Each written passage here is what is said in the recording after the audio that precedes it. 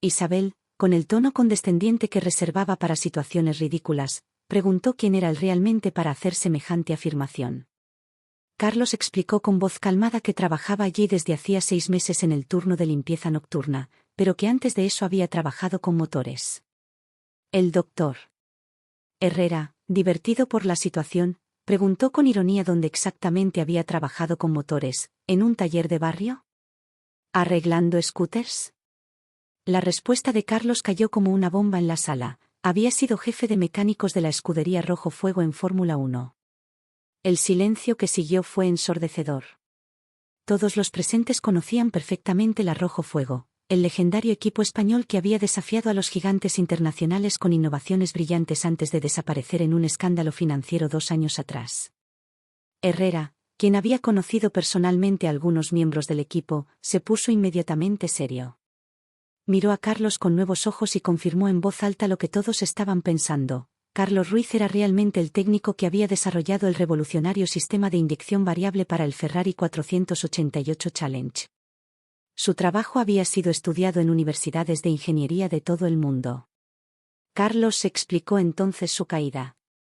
Cuando la Rojo Fuego quebró en medio de acusaciones de fraude financiero, él fue señalado como cómplice.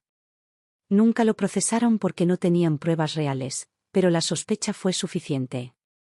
En el competitivo mundo de la Fórmula 1 y la ingeniería automotriz de élite, nadie quería contratar a alguien involucrado marginalmente en un escándalo, sin importar cuán brillante fuera técnicamente. Durante 2 años había enviado currículums a todas las casas automotrices de Europa: Ferrari, Mercedes, BMW, Porsche, Renault. Ninguna le había concedido siquiera una entrevista. Su nombre estaba manchado, su reputación destruida. Había aceptado ese trabajo de limpieza simplemente para sobrevivir, para pagar el alquiler de un pequeño estudio en Vallecas, esperando que algún día alguien le diera la oportunidad de demostrar quién era realmente. Isabel lo observaba con una mezcla de fascinación y molestia. Había algo profundamente intrigante en ese hombre que había perdido todo pero conservaba su dignidad y competencia intactas. Sin embargo, también estaba irritada por su presunción.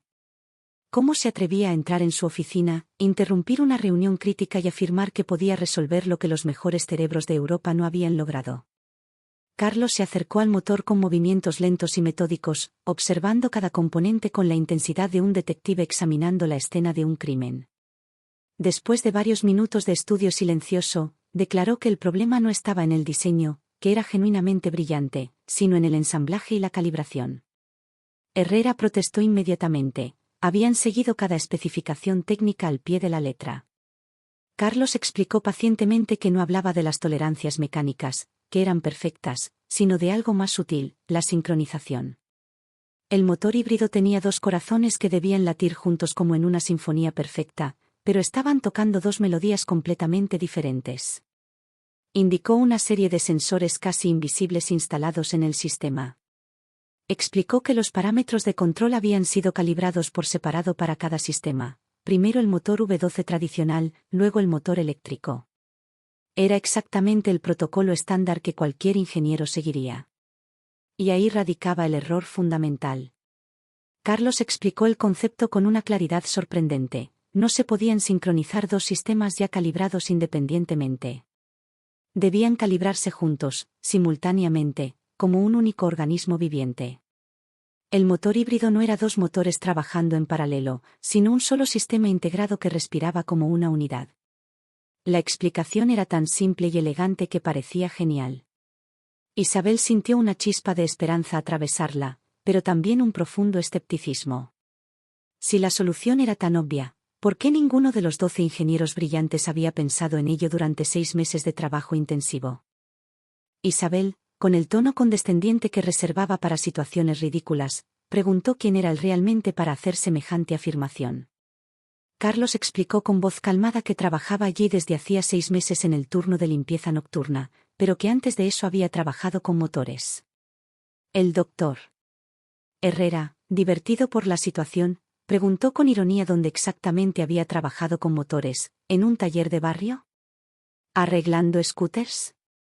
La respuesta de Carlos cayó como una bomba en la sala. Había sido jefe de mecánicos de la escudería Rojo Fuego en Fórmula 1. El silencio que siguió fue ensordecedor.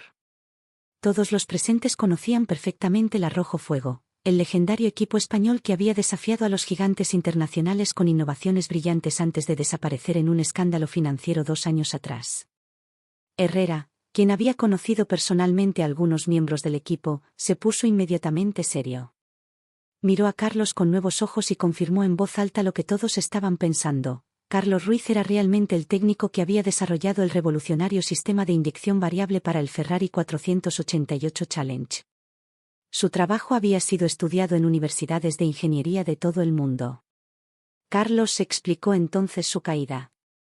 Cuando el Arrojo Fuego quebró en medio de acusaciones de fraude financiero, él fue señalado como cómplice. Nunca lo procesaron porque no tenían pruebas reales, pero la sospecha fue suficiente. En el competitivo mundo de la Fórmula 1 y la ingeniería automotriz de élite, nadie quería contratar a alguien involucrado marginalmente en un escándalo, sin importar cuán brillante fuera técnicamente.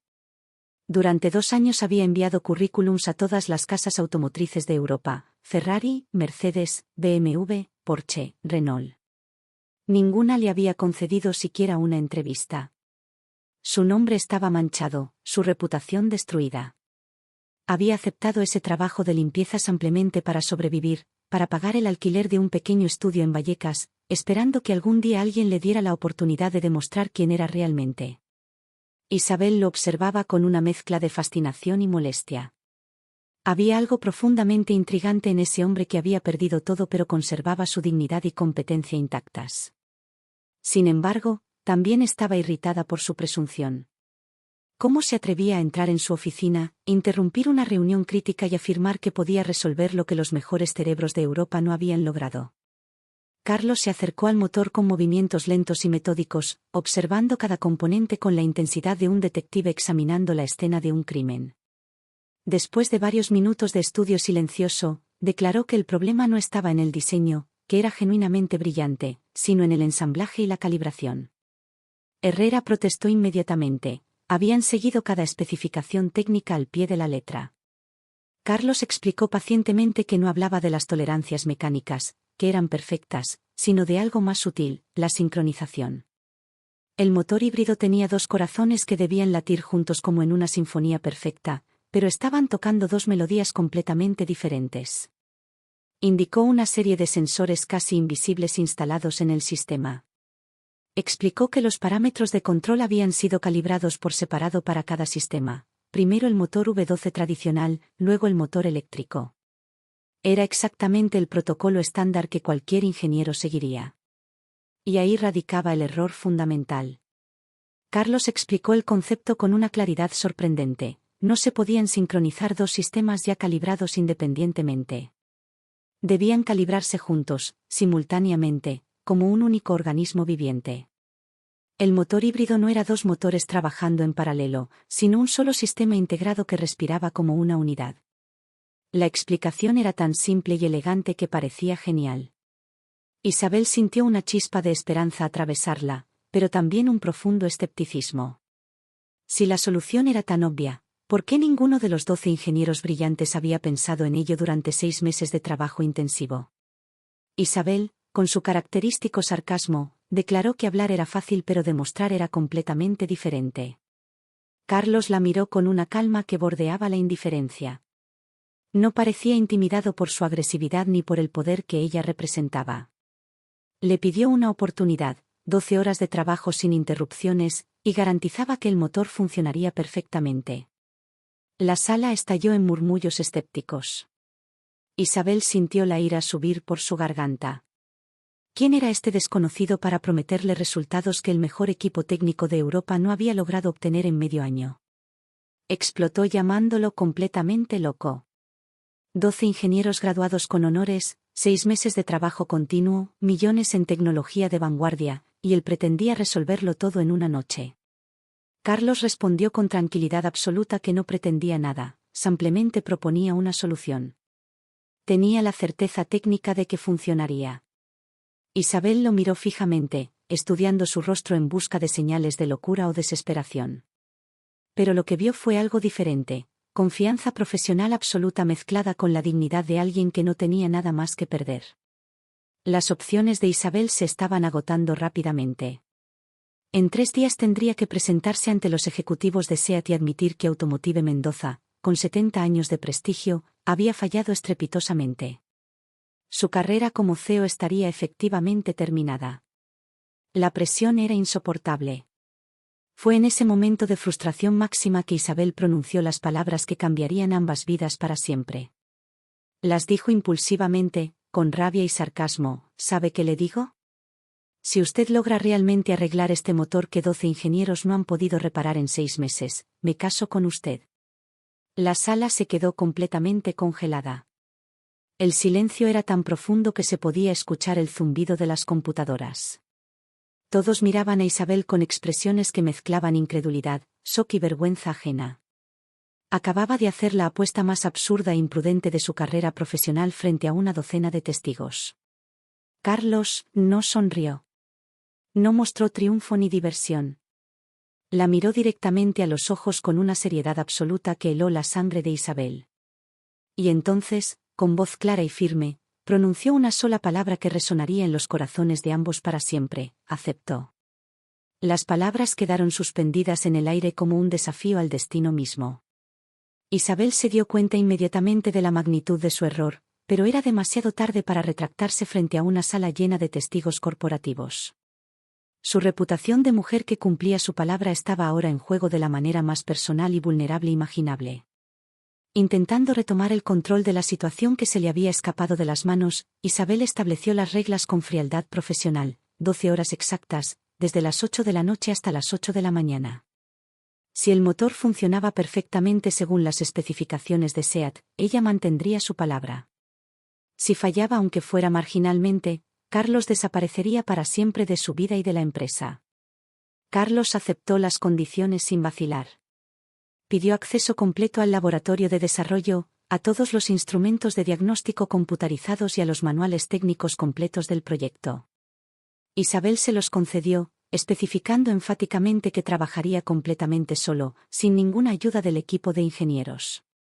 El resto del día transcurrió en una atmósfera completamente surrealista. La noticia de la apuesta se extendió como fuego por todo el edificio de 50 pisos. Algunos empleados encontraban la situación divertida y romántica, otros estaban genuinamente preocupados por la reputación de la empresa, y muchos apostaban secretamente sobre el resultado final. Isabel intentó desesperadamente concentrarse en el trabajo ordinario: revisar reportes financieros, responder correos urgentes, preparar presentaciones. Pero sus pensamientos regresaban continuamente a lo que había hecho. ¿Cómo había podido ser tan impulsiva? ¿Tan estúpida? Si Carlos realmente resolviera el problema, se encontraría en una situación imposible que desafiaría todo lo que era y representaba. A las 8 en punto de la noche, Isabel acompañó personalmente a Carlos al laboratorio de desarrollo. Era un ambiente completamente estéril y de alta tecnología, lleno de computadoras de diagnóstico, osciloscopios digitales, analizadores de emisiones y equipos de calibración que costaban millones de euros. El motor estaba posicionado ceremoniosamente en un banco de pruebas especial, rodeado de docenas de sensores. Isabel especificó fríamente que las cámaras de seguridad del laboratorio grabarían cada segundo para garantizar que trabajara completamente solo, sin ayuda externa de ningún tipo. Carlos se miró alrededor con un aire de quien finalmente había regresado a casa después de un largo exilio. Sus ojos brillaban observando los instrumentos con la misma intensidad con que un músico mira su instrumento después de años sin tocar. Antes de que Isabel se retirara, Carlos le preguntó directamente por qué había aceptado realmente. Él no era ingenuo: aunque lograra reparar el motor, ¿qué obtendría realmente? Ella jamás se casaría con alguien de su clase social. Ambos lo sabían perfectamente. Entonces, ¿por qué había aceptado el desafío? Carlos explicó su razonamiento con una honestidad brutal. Había perdido absolutamente todo 2 años atrás: trabajo, reputación, carrera, futuro.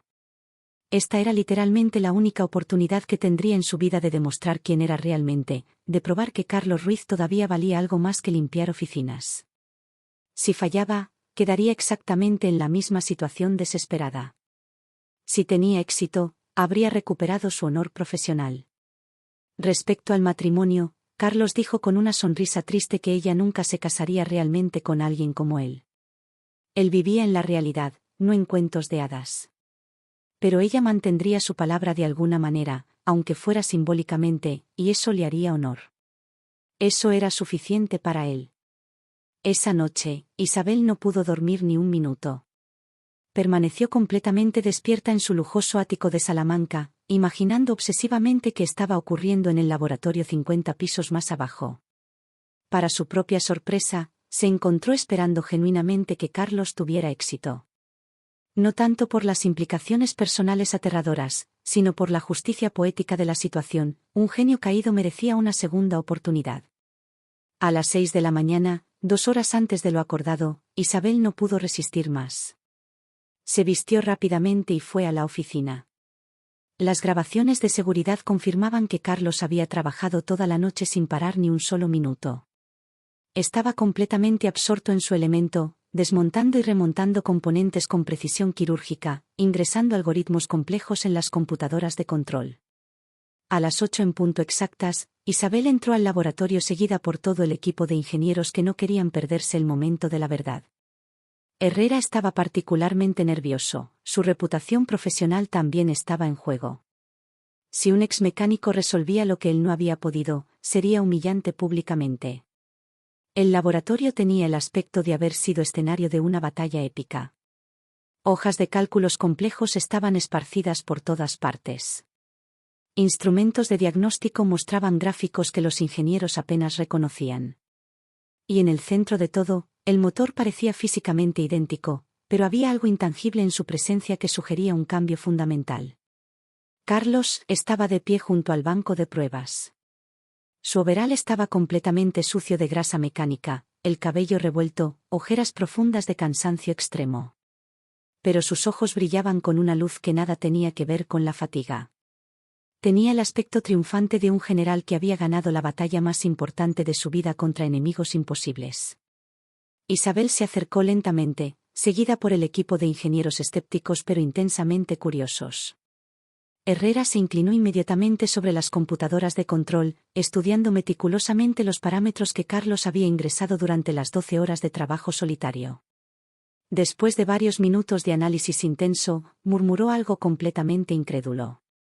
Carlos había recalibrado completamente el sistema de mapeo utilizando algoritmos que Herrera no reconocía de ningún manual técnico estándar. Eran innovaciones puras.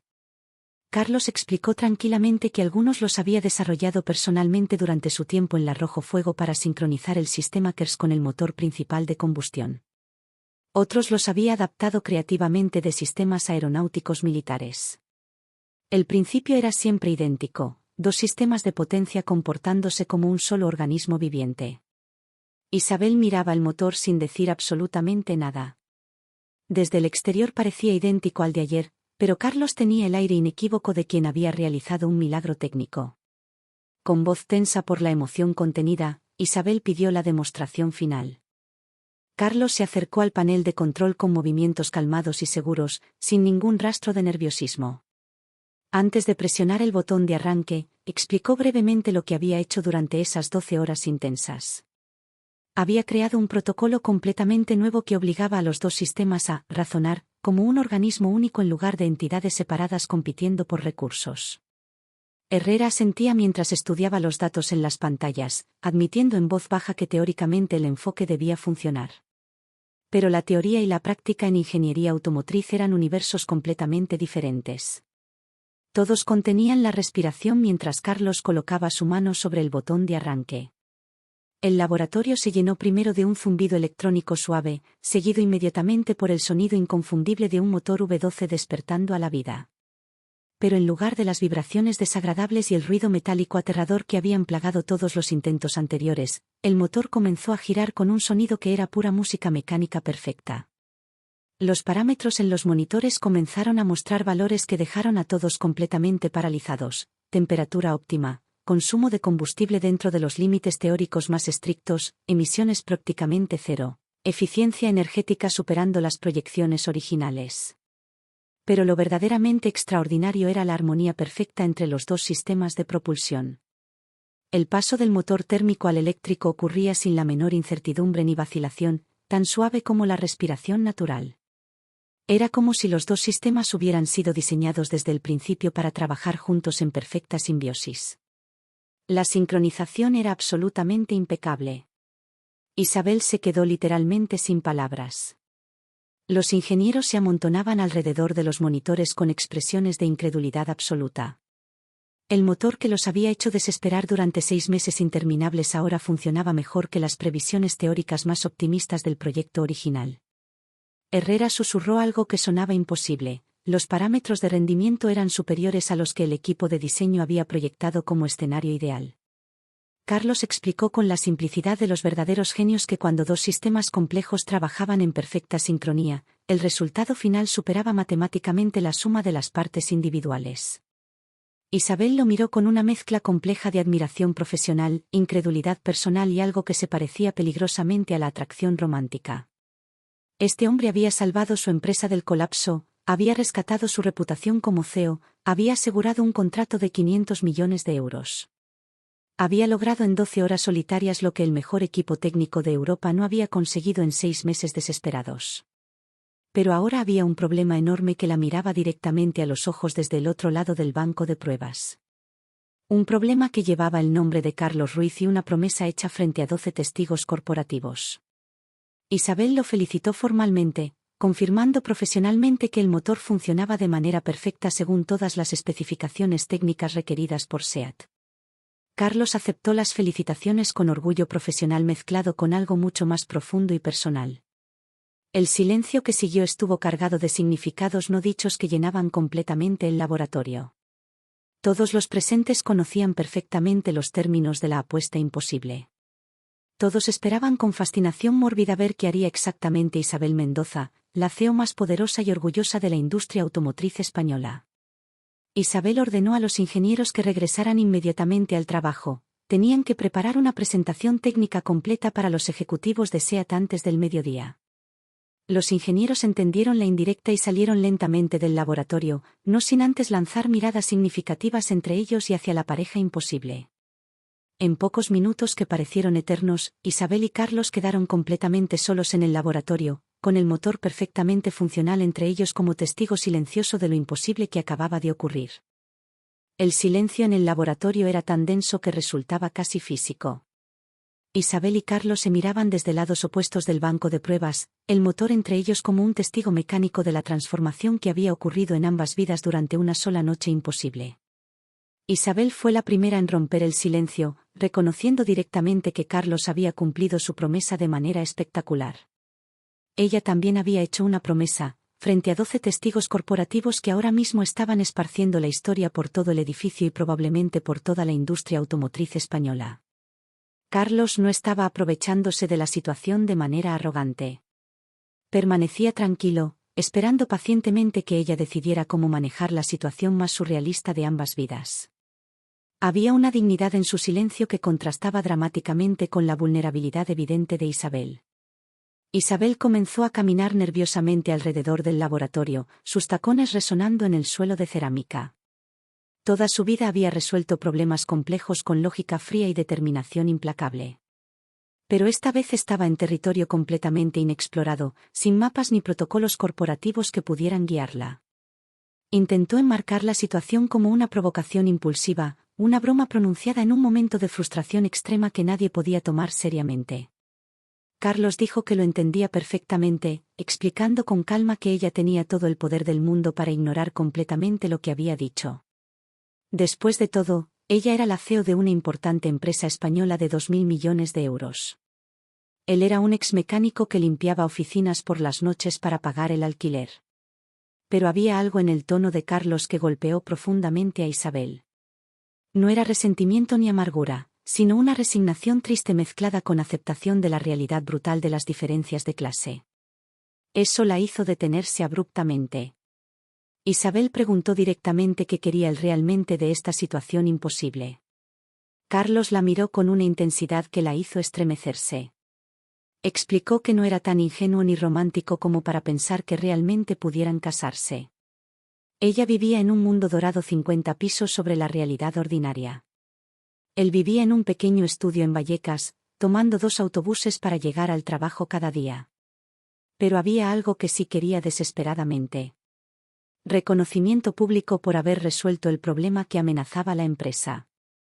Contratación formal en el equipo de investigación y desarrollo con el rol y salario que sus competencias técnicas genuinamente merecían. Y mantener la ficción pública del compromiso el tiempo necesario para reconstruir su reputación profesional destruida. La propuesta era sorprendentemente racional y pragmática, un acuerdo de negocios disfrazado de historia romántica. Ella salvaría las apariencias públicas manteniendo su palabra de manera creativa. Él obtendría la oportunidad de volver a trabajar en el sector que amaba apasionadamente. Después de algunos meses discretos, descubrirían mutuamente que eran incompatibles y se separarían civilizadamente. Isabel estudió intensamente el rostro de Carlos buscando señales de cinismo o manipulación. Pero lo único que vio fue desesperación pragmática enmascarada como profesionalismo. Si ella dijera que no, él volvería a limpiar oficinas por las noches, pero al menos habría tenido la satisfacción personal de demostrar que todavía valía algo más que eso. Isabel se acercó a la ventana panorámica que daba al amanecer sobre Madrid. La ciudad se extendía bajo ella, llena de millones de historias de éxito y fracaso, segundas oportunidades y sueños rotos.